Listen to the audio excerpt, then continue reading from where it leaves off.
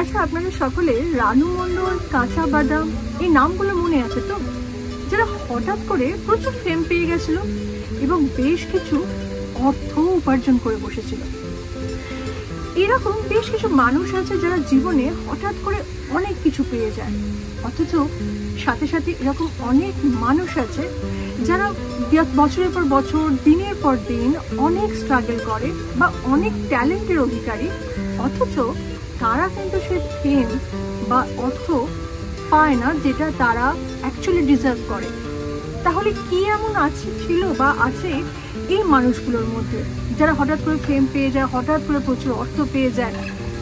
বলবো আজকের ভিডিওতে, আমরা সেই ব্যাপার নিয়ে কথা বলবো। কিন্তু তার আগে বলবো, যদি প্রথমবার আমার চ্যানেল দেখছেন তাহলে অবশ্যই সাবস্ক্রাইব করবে, পুরো ভিডিওটা মন দিয়ে শুনবেন। জীবনের অনেক কিছু উপলব্ধি আপনারা করবেন বা জীবনের অনেক কিছু আপনারা মেলাতে পারবেন এই ভিডিওটির সাথে। ভিডিওটি পছন্দ হলে লাইক, শেয়ার এবং কমেন্ট অবশ্যই করবেন। হারল্যান্ড স্যান্ডার্স কে বলুন তো? যিনি 65 ইয়ার্স অর্থাৎ 65 বছর বয়সে এসে এমন একটি বিজনেস তিনি শুরু করেছিলেন যেটি খুব কিছুদিনের মধ্যেই বিশ্বে প্রসিদ্ধ হয়ে যায়।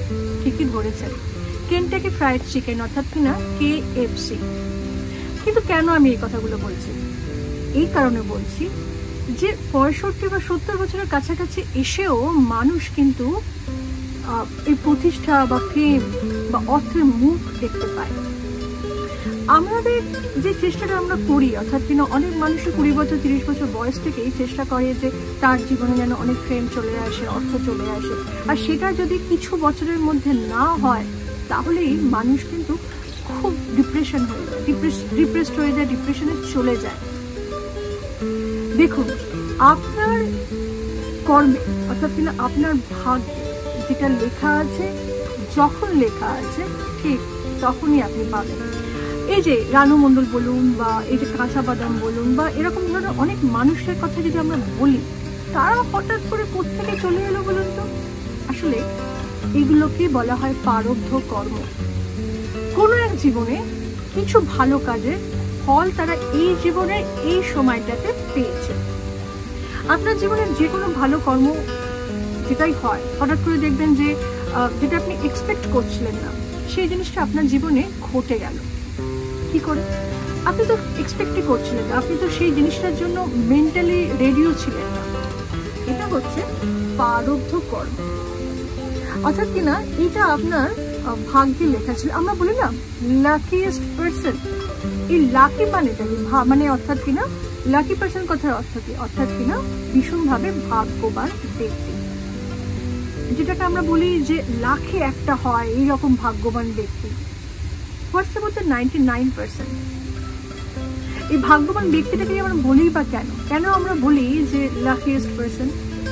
কারণ তার লাকটা হঠাৎ করে চেঞ্জ হয়ে যায়। এই হঠাৎ করে চেঞ্জটা কি করে হয়? সে তো করেনি।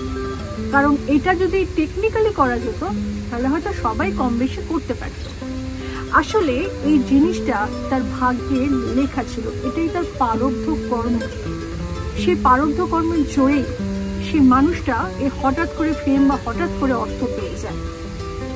এবার প্রশ্ন হলো যে জীবনে সবসময় ভালো কিছুটাই কিন্তু প্রারব্ধ কর্ম নয়। হঠাৎ করে একটা মানুষের জীবন ভীষণভাবে ভালো চলছে আর তার জীবনে হঠাৎ করে এমন কিছু একটা ভয়ঙ্কর জিনিস ঘটলো সেটাও সে এক্সপেক্ট করেনি, অর্থাৎ কিনা খারাপ কিছু, সেটাও তার প্রারব্ধ কর্ম। সে মানুষটা মনে মনে ভাবতে শুরু করে যে আমি তো কারোর ক্ষতি করিনি, আমি তো কখনো কারোর খারাপ চাই, আমি তো এটা করিনি, তাহলে আমার সাথে এরকম জিনিসটা হলো কেন? হলো কারণ তার জীবনেও এই জিনিসটা লেখা ছিল কোনো এক জন্মে, কোনো এক সময়। কারণ আমরা অলরেডি আমার চ্যানেলেও কিন্তু আমি রিবার্থ নিয়ে একটি ভিডিও বানিয়েছি, অবশ্যই সেটা দেখতে পারেন আপনারা। সেখানেও কিন্তু আমি মেনশন করেছি যে রিবার্থ অর্থাৎ কিনা পাস্ট লাইফ বলে কিন্তু আছে, অর্থাৎ কিনা পুনর্জন্ম বলে কিন্তু জিনিস হয়। তো পুনর্জন্ম যখন হয় তখন আগের জন্মের কিছু না কিছু কর্ম তো আমাদের সঙ্গে রয়েছে, বিকজ আত্মা অমর, আত্মার তো মৃত্যু নেই। আর দেহের সঙ্গে কর্ম যায় না, কর্ম যায় আমাদের আত্মার সাথে, সেটা ক্যারি ফরওয়ার্ড হতে থাকে জন্মের পর জন্ম। তাই হয়তো আপনি এই জন্য অনেক ভালো কিছু করছেন, কিন্তু তাও হঠাৎ করে আপনার সঙ্গে ঘটে যাওয়া কিছু একটা খারাপ জিনিস, ওটাই আপনার কোনো এক জন্মের খারাপ জিনিসের ফলস্বরূপ আপনাকে প্রারব্ধ কর্ম, মানে ওটা থেকে যায়, ডেট হিসেবে থেকে যায়, আর সেটাই কিন্তু আপনার জীবনে এই মুহূর্তে সেটা ঘটে যায়। কিন্তু এখন প্রশ্ন হলো, ভালো কিছুই ঘটুক আর খারাপ কিছুই ঘটুক, এইখান থেকেও কিন্তু আপনার আর একটা কর্ম স্টার্ট হচ্ছে। অর্থাৎ সাপোজ ধরুন আপনি হঠাৎ করে ফেম পেয়ে গেলেন, হঠাৎ করে প্রচুর অর্থ পেয়ে গেলেন, এবার আপনি কি করবেন? এইখানেও কিন্তু ঈশ্বর আপনার কর্মটা নতুন করে সৃষ্টি করবার জন্য রেডি হয়ে বসে আছে। আপনি যদি এখন এই অর্থটা নিয়ে বা এই ফেমটাকে নিয়ে বিশাল কিছু ঢাক ঢোল পেটিয়ে বা অনেক কিছু করে বলতে চান যে হ্যাঁ এইটা আমি করেছি, আদৌ আপনি করেননি, মানে এইটা আপনার কর্মে লেখা ছিল প্রারব্ধ কর্ম হিসেবে, তাই আপনি পেয়েছেন। এইবারে এই সময়টাকে, এই ভালো সময়টাকে আপনি ভালো কাজে লাগাবেন না খারাপ কাজে লাগাবেন, এটা কিন্তু আপনার ওপরে ডিপেন্ড করছে। আর ঠিক এই সময় কিন্তু আপনি আর একটা নতুন কর্ম সৃষ্টি করছেন। হতে পারে আপনি সেই টাকাটা 2 মিনিটে বা 2 দিনের মধ্যে উড়িয়ে ফেললেন, কোটি টাকা। দেখবেন অনেক সময় অনেক মানুষ লটারিতে টাকা পায়, কোটি টাকা পায়, কারণ সেটাও তার প্রারব্ধ কর্ম, তার লেখা ছিল যে তুমি অমুক জন্মে গিয়ে এই ভালো কাজটার জন্য এতগুলো টাকা পাবে, তাই সে পায়। এবং সেও কিছু মানুষ সেই টাকাটা মুহূর্তের মধ্যে উড়িয়ে ফেলে, আবার কিছু মানুষ সেই টাকাটা ভালো কর্মে লাগাতে শুরু করে। সে বুঝে যায় যে এইটা আমার ঈশ্বরের জন্য পাওয়া এবং ঈশ্বর আমার প্রতি কৃপা করেছে বলেই আমি এটা পেয়েছি।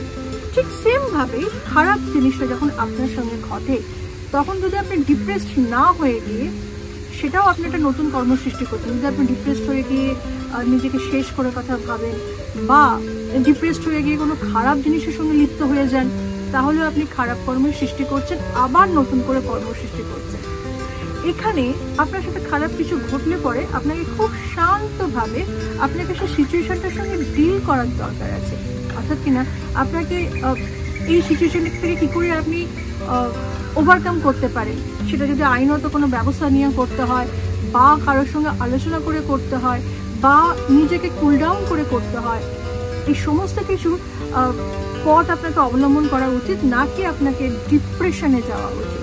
ডিপ্রেশনে গেলে, ডিপ্রেশনে গিয়ে যদি আপনি কোনো খারাপ কাজ করে বসেন, তাহলে কিন্তু আপনি আবারও একটা খারাপ কর্মের সৃষ্টি করছেন, অর্থাৎ কিনা আবারও প্রারব্ধ কর্মের সৃষ্টি করছেন, যেটা এই জন্মে না হোক কোনো জন্মে গিয়ে কিন্তু আপনাকে আবারও সেম ভাবে হিট করতে পারে যেরকম ভাবে এখন হিট করেছে। কিন্তু ভালো হোক বা খারাপ, প্রারব্ধ কর্ম সকলকেই ভোগ করতে হয়, সমস্ত প্রাণীকেই ভোগ করতে হয়।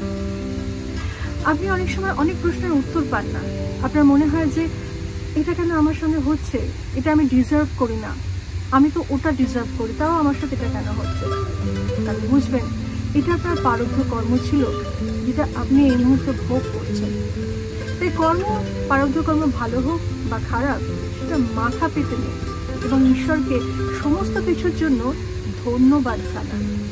কারণ যত বেশি আপনি নিজেকে সারেন্ডার করবেন না ঈশ্বরের কাছে, যত বেশি ইউনিভার্সের কাছে সারেন্ডার করবেন, তত বেশি আপনার প্রারব্ধ কর্মগুলো কমতে থাকবে।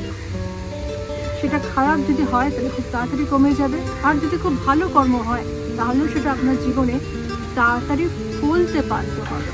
কিন্তু এর জন্য চাই ঈশ্বরের প্রতি অগাধ বিশ্বাস এবং ঈশ্বরের প্রতি নিজেকে সারেন্ডার করতে হবে, এটা কিন্তু খুব দরকার।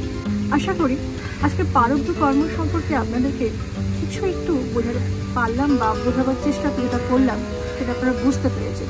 যদি আরও কোনো প্রশ্ন থাকে তাহলে ডেফিনেটলি আমাকে কমেন্ট সেকশনে জানাবেন, আমি চেষ্টা করবো আপনাদেরকে গাইড করবার। তবে একটা জিনিস, এই মুহূর্তে এই জীবনে আমরা যা করছি সেটাও একটা নতুন কর্মের সৃষ্টি হচ্ছে, তাই নিজের কর্মের দিকে আমাদের সকলকে একটু ফোকাসড হওয়া দরকার, সেটা যেন ভালো কর্ম হয়, যাতে আমরা আর কখনো কষ্ট না পাই বা আমাদের দ্বারা অন্য কেউ কষ্ট না পায়। সবাই খুব ভালো থাকবেন। আজকে আসি, আবার দেখা হবে, টাটা।